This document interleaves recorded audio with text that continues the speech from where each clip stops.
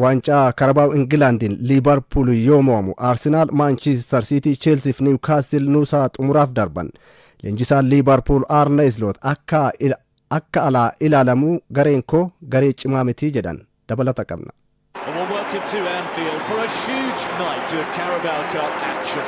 Liverpool. Waancaa liigii Ingilandi marsaa kilaboota 16 hirmaachisuun kilaboonni nuusa xumuraaf darban yoo beekaman shaampiyooniin kudhanii Liverpool mo'ame. Shaampiyooniin Premier League England Liverpool bara kana imala gubbaa gara gadi eegale itti fufeera. Kaleessa Anfielditti Crystal Palace waliin kan taphate Liverpool goolii 3-0dhaan mo'ame. Tapha kanaan Arne Slot tooftaa taphaas taphattootas jijjiiree garuu qabxii kilabichaa jijjiiruu hin dandeenye. Taphattoota filannoo jalqabaa 10 jijjiiree dargaggoota fi taphattoota carraa taphaa hin arganne kan taphachiise Liverpool tooftaa taphaa 5-4-1 gochuun Federico Chiesa sarara fuulduraatti taphachiise. Kunis ta'u ittisni isaanii fooyya'uu hin dandeenye. Crystal Palace gooliiwwan Ismaila Sarr 2 fi Yeremi Pinon galchanii mo'ate. Liverpool tapha kanaan harka 58.6 kubbaa to'atus kubbaa kallattii sirrii eeggatte takka qofa yaale. Taphattoota Liverpool kaleessa fayyadame giddu galeessaan umrii 21 kan hin caalledha.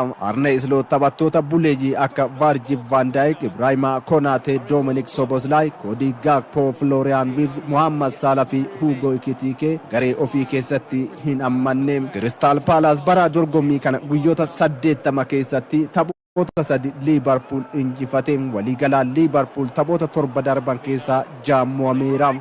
Yeremi Pino into the corner. It's 3 for Palace.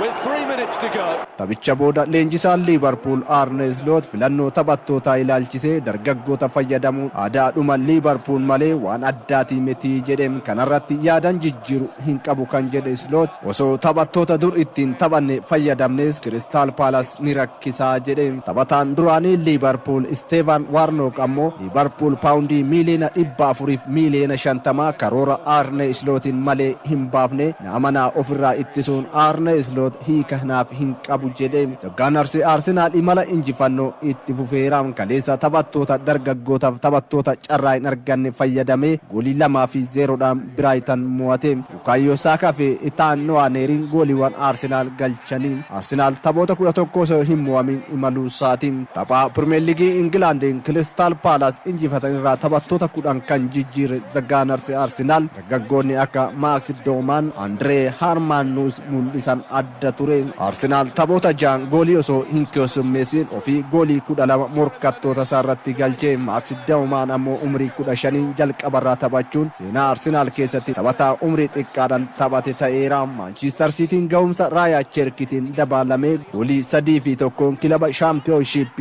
England Swansea injifate. Swansea goolii daqiiqaa 12 irratti Goncalo Franco galcheen dursaa ture. Ta'us Jeremy Dokun goolii galcheen itti qixxaate. Boqonnaa booda Omar Marmush daqiiqaa 77 irratti Raya Cherkin daqiiqaa 90 dhume daqiiqaa 93 irratti goolii 3 dabale. Cherkin goolii tokkos mijjeessee kennuun taphataa cimaa taphichaa jedhameera. Tapha Chelsea kaardii diimaa jaffaa bara dorgommii ittiin argateen 4-3 Wolves mo'ate.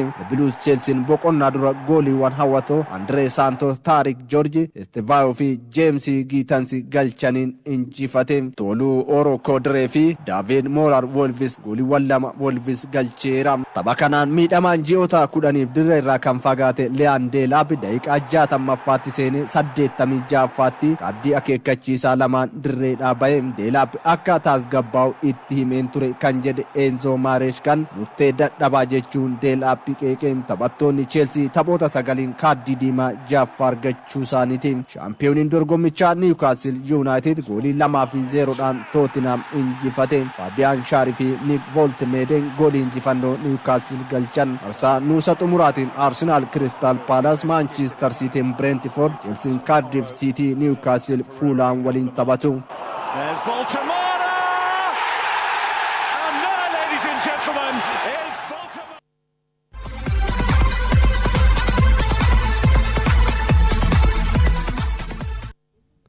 Serie A Italy torbee saglaffaan kaleessa Inter Milan, Roma fi Juventus injifatan. Juventus taphoota 8 booda gara injifannootti yoo deebi'u Roman dursaa liigichaa Napoli waliin qixxaate. Abdurrahman Amin. Çalhanoğlu hits it! something special to break open this contest. Dirree isaa Giuseppe Meazzaatti Fiorentina kan simate Inter Milan goolii 3-0 injifachuun sadarkaa sadaffaa isaa cimsateera. Inter Milaniif Hakan Çalhanoğlu taphaa fi peenaalitiin goolii 2 yoo galchu, Peter Suchik goolii sadaffaa dabalee fi David Dea irratti goolii 2 kan galchee Çalhanoğluun peenaalitii yeroo hundaan galcha. Goolii egaa fedheeyyuu haa ta'u waan na dhibbisu hin qabu, xiyyeeffannaan koo kubbaa irratti qofaadha, taphichattis gammadeera jedhe. Lammiin Bosniyaa Herzegovina Peter Suchik goolii jalqabaa Inter Milaniif yoo galchuu ga'umsa koo har'aattis gammadeera jedhe. Leenjisaan Inter Milan Christian Chivu gareen koo obsaa fi ga'umsa mul'iseen qormaata ulfaataa bira darbaa jira, hedduu itti gammadeera jedhan. Until half time can Roma get ahead. This is Mattias Sole. A wonderful finish from the Argentine. Roman dirree isaa Stadio Olimpicotti Parma simachuun goolii 2-1 injifachuun morkii isaan cimsateera. Daqiiqaa 30 jalqabaa keessatti hedduu qoramne kan jedhan leenjisaan Roomaa Gianpiero Gasperiniin qabxii 3 murteessaa argannee ammas hojii cimaa nu barbaachisa jedhan. Taphataan sarara fuulduraa duraanii Brighton Ivan Ferguson taphni daqiiqaa 7ffaa irratti miidhama isa mudateen jijjiiramee dirree bahuun Leon Bailey bakka bu'e. Gasperiniin sagantaan taphootaa baay'achuun taphattoota harkaa miidhaa jiraachuu kaasaniiru. Juventus dirree isaa Alianzetti Udinese simachuun goolii 3-1 injifateera. Dusan Vlahovic fi Kanaan Yildiz peenaalitiin Federico Gatti taphaan goolii 3 Juventusiif galchaniiru. Juventus taphoota 8 booda gara injifannootti deebi'uu isaati. Liigichaan ammoo taphoota 5 booda gara injifannootti yoo deebi'u, leenjisaa kilabichaa Igor Tudor hojiirraa erga kaasee booda injifannoo jalqabaa galmeesse. Gareen Cesc Fabregas leenjii Komoon goolii 3-1 Hellas Verona irra aaneera. Taphoota 6 walitti aansuun kan immoo Amin Komoon qabxii 16 sadarkaa 5ffaa irra jira.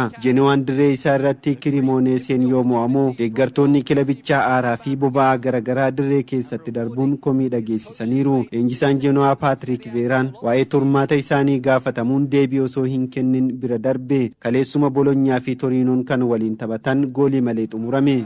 Danger, here's another one. Seda! This time, Como are punished. Waancaa Jarmaniin shaampiyooniin Jarmar Baayern Munich seenaa haaraa galmeesse.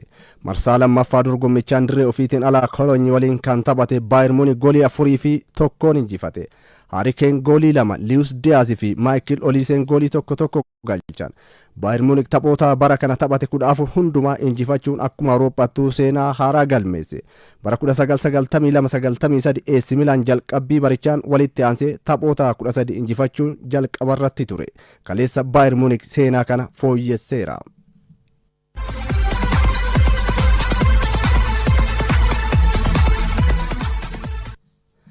Bukayo Saakaan waliigaltee Arsenaal waliin qabu dheeressuuf tole jedhe.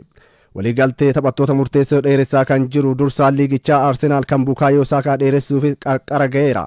Taphataan umrii 24 Bukayo Saakaan waliigaltee Arsenaal waliin qabu xumuramuudhaaf ji'oota 18 qofatu hafa.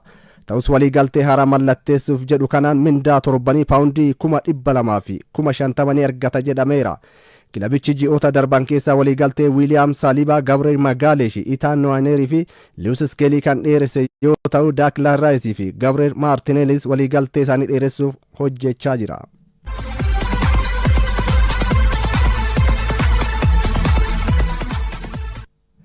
Juventus leenjisaa haaraa qacaruuf walii gale. Torbee kana Igor Tudor hojiirraa kan geggeesse Juventus amma leenjisaa duraanii Napoli fi garee biyyaalessa Itilii Luciano Spalletti qacaruuf walii gale. Waggoota 5 darban Mauricio Sarri, Andrea Pirlo, Thiago Motta akkasumas Igor Tudor kilabicha leenjisanis teessoon warra turin leenjistoota bulchuu caalaa ofirraa geggeessuu aadeeffate. Spallettiin hanga waxabajjii dhufuutti waliigaltee mallatteessuuf yoo dhiyaatan hirmaannaa Champions League Awurooppaa bara dhufuu argannaan garuu Juventus waliigaltee isaanii waggaa tokkoon dheeressuuf dirqama qaba jedhameera. Juventus erga bara dorgommii 2019 yeroo xumuraatiif waancaa seeree Itilii argatee as waggaa waggaadhaan hirmaannaa Champions League Awurooppaa argachuun akka tulluu dhiibu itti ulfaateera. Kilaboota Itilii hedduu leenjisuu muuxannoo kan qaban Luciano Spallettiin akkuma Napoli waggoota 33 booda shaampiyoona Itilii godhan. Juventus yeroo 36ffaa waancaa Scudettotti fudhatee kabaja isaatti ni deebisaan hojii manaa ulfaataa Turiinitti isaan eeggatudha.